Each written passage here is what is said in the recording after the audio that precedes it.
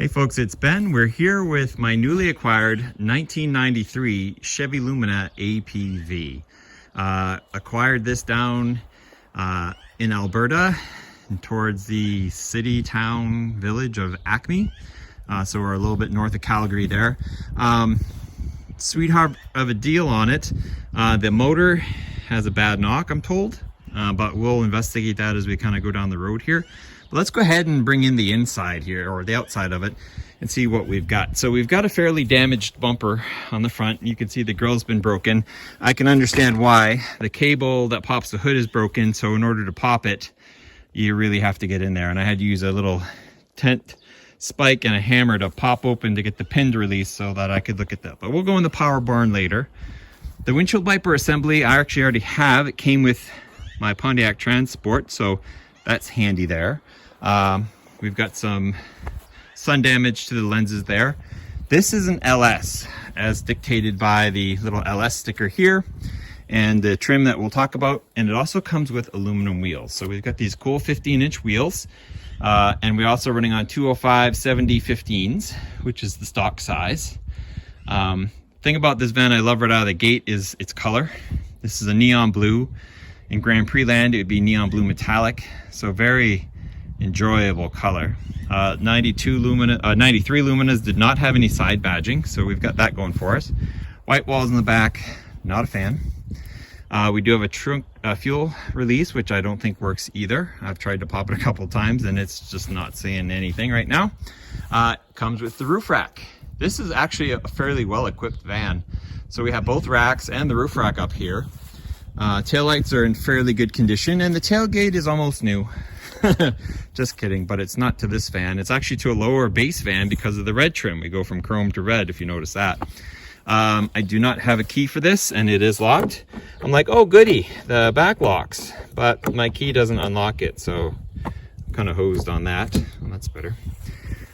We have the wiper there, obviously off of probably a very similar vintage.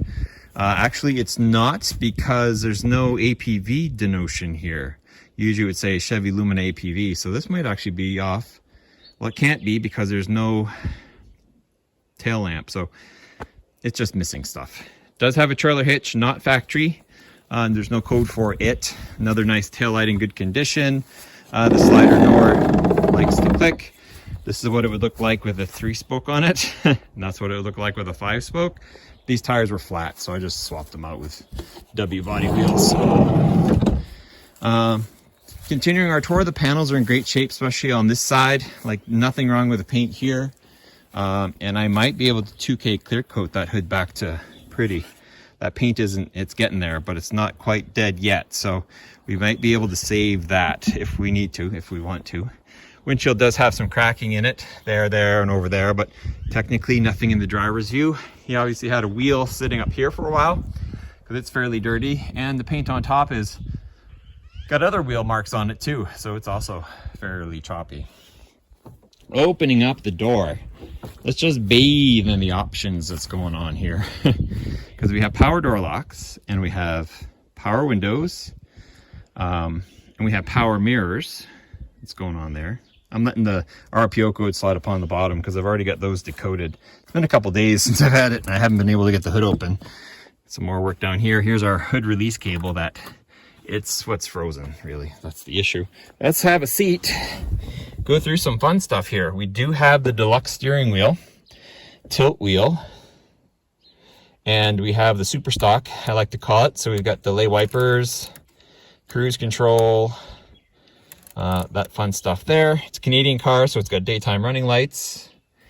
And then if we come into the dash here, we're showing 247.87 kilometers. Notice we're in a kilometers per hour land here, and we've got our oil pressure gauge, temperature gauge, and a fuel gauge. It probably works, unlike my other van there. And you can see we've got an overdrive transmission because we have the D with the O on it, so we're definitely in 3.8 land. This piece of trim is, this is off the old tailgate. Interesting. Okay, so that's here. It's covering up the dash, which might have been a blessing, because yeah, that's actually looking to be in fairly good shape. It's got some dusts on it, but for an APV dash, it's not bad. Center console out, but it's here. So you can see we do have rear fan control, interior lights, and what would be, I believe that's the power port that is not there. Is it down here? That's my kick panel.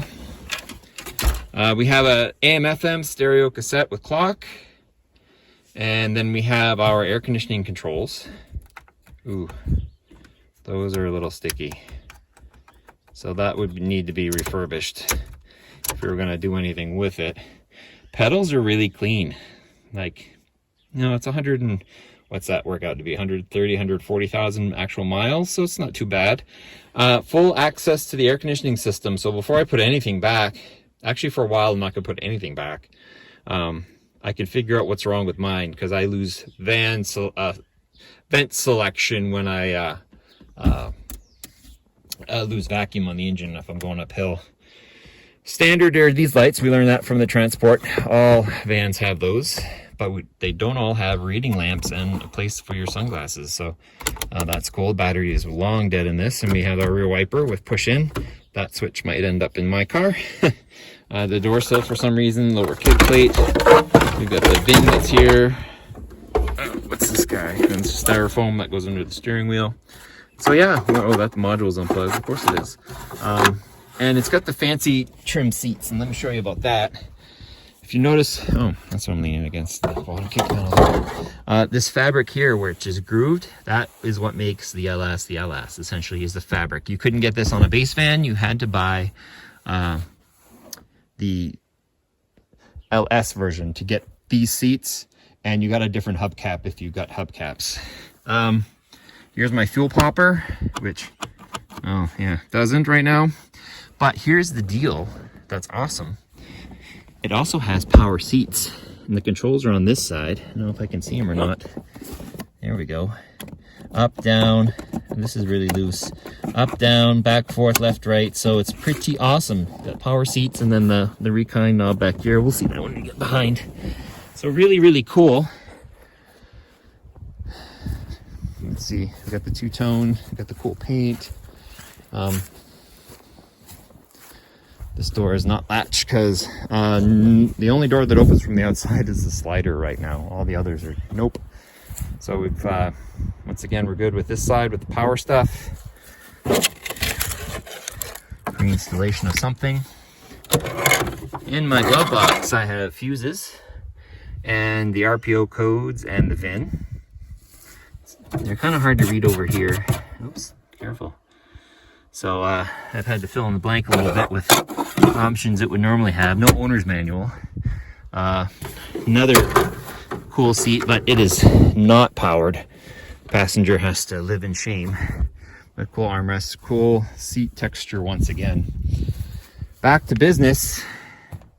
We have the rear air system here. So that means our headliner is, oh no, it's got a hole, shucks. We got reading lamps in the back. That's actually a code as well for RPOs. All my seats are these designer fabric seats, so I can open one up for us here. This one looks like a sucker. We'll open it. And they all have the same fabric as the front seats do. Here we go. No integrated child seat though, so I didn't score there. I think that was a 94 option maybe. About 5 of these that are all appropriate for where they need to be. No compressor, so we have our 20 amp or 30 amp connection back there, and the jack is MIA, so there's no jack there. But you can see our seat belt unit right there, which on our red Transport is not there. It does have the rear cargo lights as well. And interestingly enough, here is the second gray back. Because there's a gray back over there on the hood, but there's already a gray interior on this one, but it has the red around. So red van, maroon originally, now it just looks gray on the inside. So do what you want with that. More vents back here. Ooh, there's the spare tire manual and the little lock to keep the jack in. And we're also dealing with tint windows, so that's kind of nice too. It's fairly just dirty in here, but honestly, it's nothing. It doesn't smell of mice or anything. So we have all our 5 seats, and we have all our normal 93 awesomeness. Like I said, this is the only door that actually opens when you want it to. All the others you have to open from the inside. Now, the reason why the video was delayed was getting this thing open. Oh, a little sticky on the hinges there too. So let's go ahead and look at the power bar and see what we got going on in here. The prop rod up there. It's a little bent. 3.8 liter or 3800 series 1. Apparently it blew a coolant hose, lost its coolant, and picked up a knock. So in theory, we have maybe a wiped bearing or two that's in this here. That being said, we are missing a water pump cover pulley. The water pump does turn, although not great. But everything else seems to be intact. Not sure why they took that part off specifically, but my pillars for the struts look great. There's no rust on this chassis. Why don't we take a quick look right now? This chassis is actually in super shape, is what I would call it. Here's the underside. We've got mild surface rust, but it is just a sweetheart. It's in really great shape. Even the jacks or points are great. It's been sitting in the dirt for 10 years. It's surprisingly great for that. Like, there's no scale rust or anything. Like, compared to the Pontiac, it's awesome. So, it looks like probably the factory exhaust.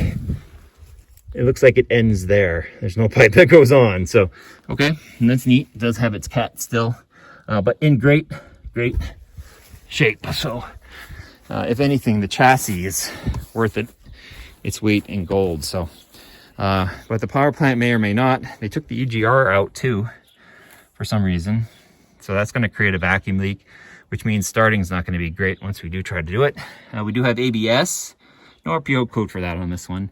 Remote jump, washer tank, battery, which is probably super duper dead.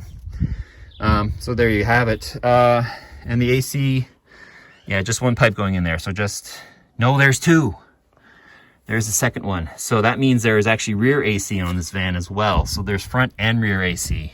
So when you run the AC in the front, you get it in the back as well. Mine is just single AC and the fan just runs in the back. So that is super cool.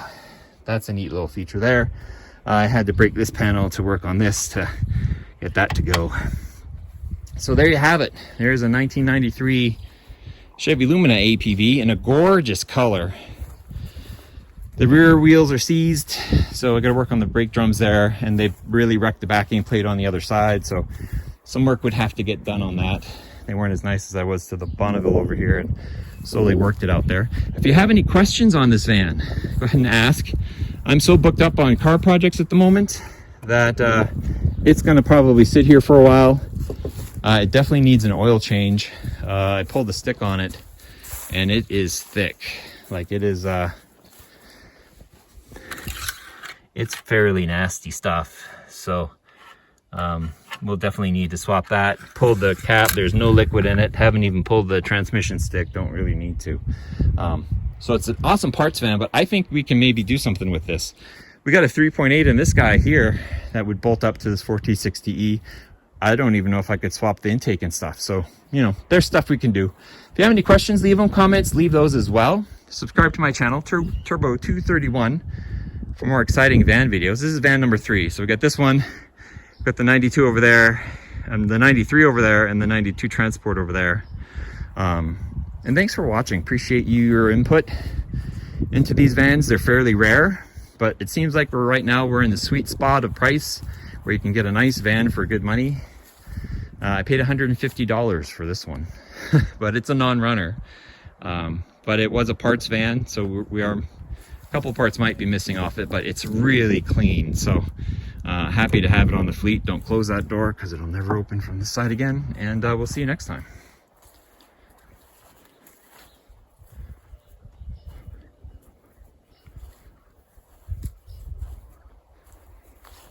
Grill's broken right here. The front's fairly damaged. That might have been done when they tried to get the hood latch, but it's got some breakage there too. But if anything, my other 93, when he hit a porcupine, he broke that whole front piece. So I might snip that one off, paint it white, and graft it to my other van so it looks a little bit more complete. But no mice damage. That's the cool part. Under hood light. I would have already gone over that. And there's a block heater cord in here somewhere. Yeah, right here.